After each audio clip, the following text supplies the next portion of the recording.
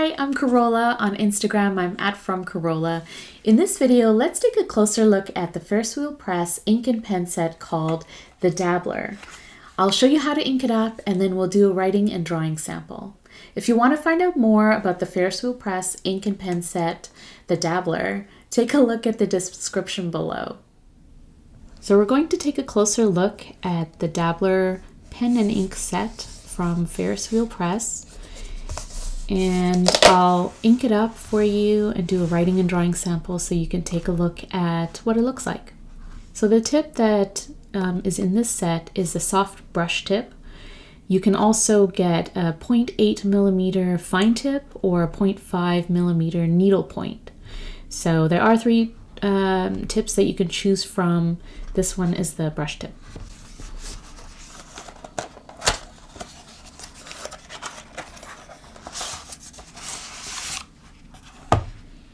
So what you get in the set is a 5 milliliter ink charger, and this one is the blue cotton candy ink from Ferris Wheel Press.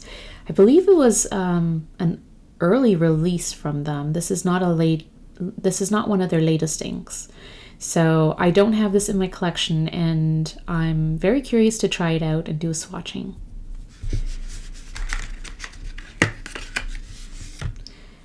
So the pen itself looks like this, and you'll see that the end cap is not, or the end is not plugged in. So basically what you do is you take this off and you'll take out the wick, and the wick is what will soak in the ink to 80% capacity, and then we'll put it into the pen and we'll close it up. And so one of the questions you may have right away is this re-inkable? And the answer is no, it's not.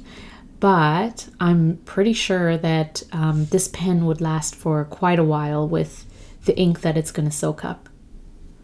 This is a close-up of the brush tip before we ink it up. So after some effort on my part to get this wick out, it finally came out, so that's great. Or you could use one of these guys to take it out, but we got it. So this is what we have.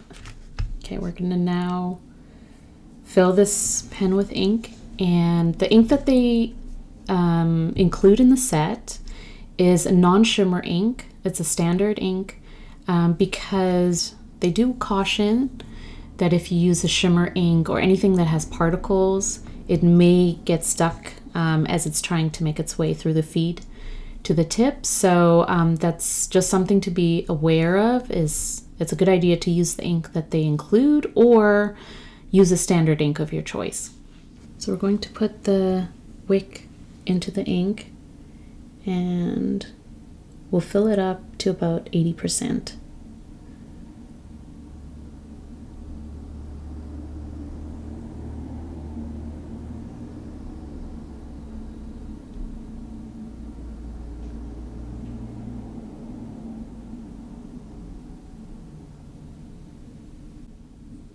So what it will do is it will keep moving its way down, and the wick is absorbing the ink.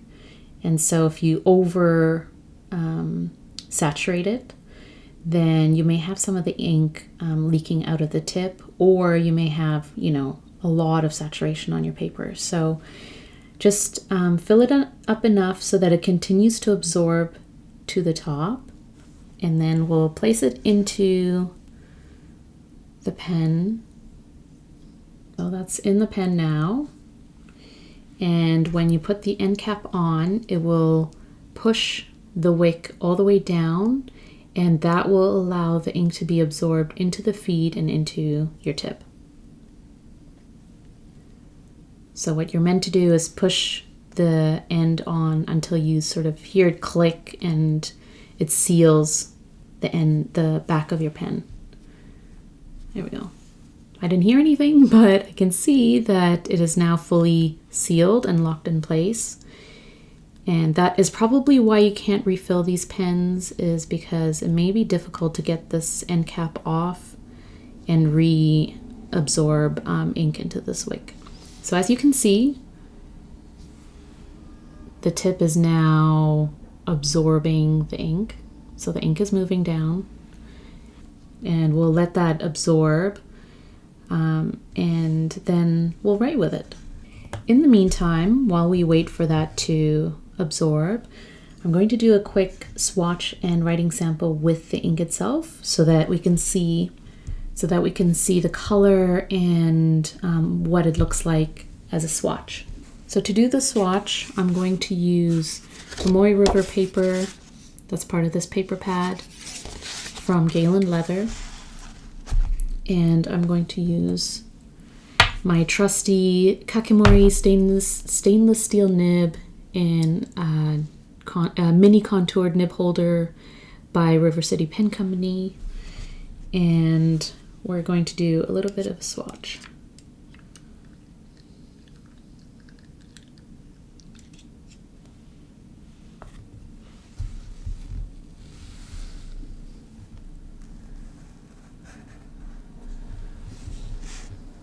That is fairly light.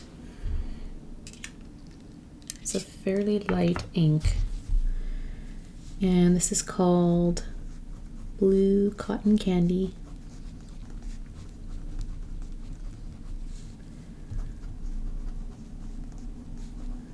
By Ferris Wheel Press.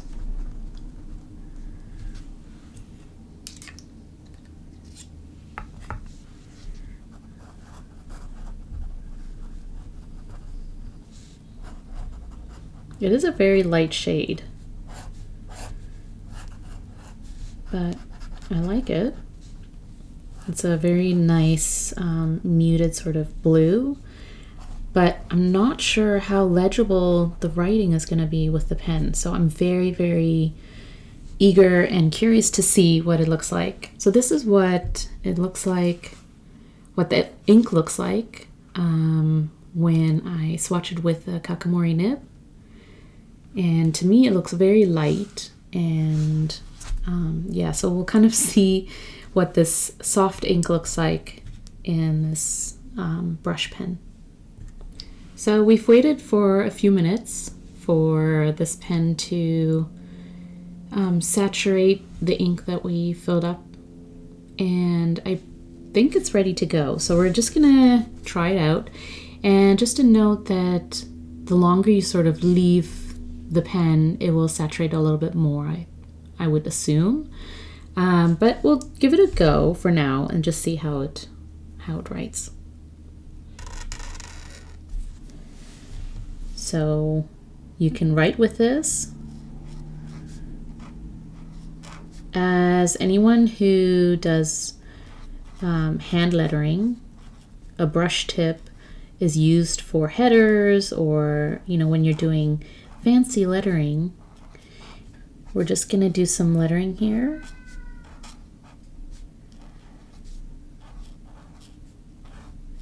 And it's a great practice to actually write with a brush tip. I'm not sure if you can actually, get a good drawing out of this,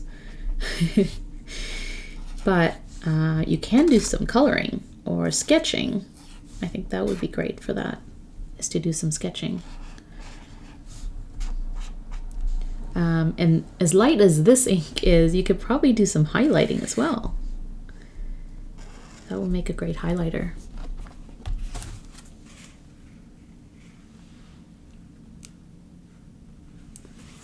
So my first impressions of using a Dabbler pen, I think this pen is fun.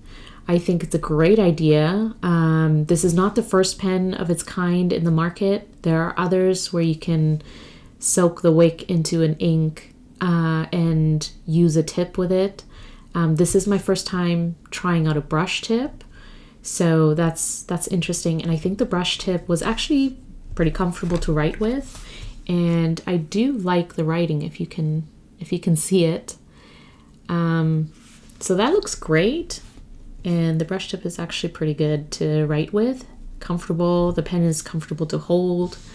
I think it's very portable as well. You know, if you have an ink that you really, really like, and you want to keep it on the go, or you want to use it in a brushed pen, then I think the Dabbler is a great idea. And I think I would actually get the Dabbler pen and then use it with an ink that I already own and love, and probably in a darker shade. So I think the ink that they included as part of the set may be a little bit too light, and it's sort of tough to see the properties of the ink even when I use it with a pen that puts down a lot of ink. And so when you actually put it in the Dabbler pen, it looks even more muted. And I personally would have probably preferred a darker ink color, because for me, my go-to brush pens are, you know, Tombow, Fudenosuke, or even this twin pen from Tombow. It's a calligraphy pen. And so I tend to use, you know, black ink or gray, but the gray even is dark. And so, you know, for my personal use, I do dark headers, or I use dark colors for headings or for hand lettering.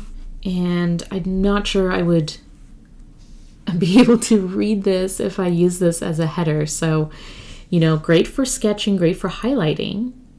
I'm going to leave this overnight and see if hours of saturation will help make this ink a little bit more legible.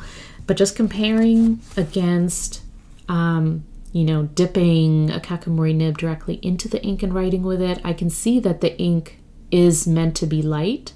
So that's something to keep in mind. I probably would go with a darker ink, like I said, especially, you know, if this ink is going to last for quite a while in this pen, then I probably, you know, my personal choice would be maybe a darker blue or a black or a gray or something like that. So those are my thoughts, my first impressions after using this pen. I hope this was helpful for you, and maybe it was helpful in just showing you an alternative to a way to use one of your favorite fountain pen inks and even have it on the go with you as a brush pen or a fine liner or another one of the tips. So that's all for now. Thank you so much for watching. I'm Corolla. On Instagram, I'm @FromCorolla. I'll see you in the next video. Bye!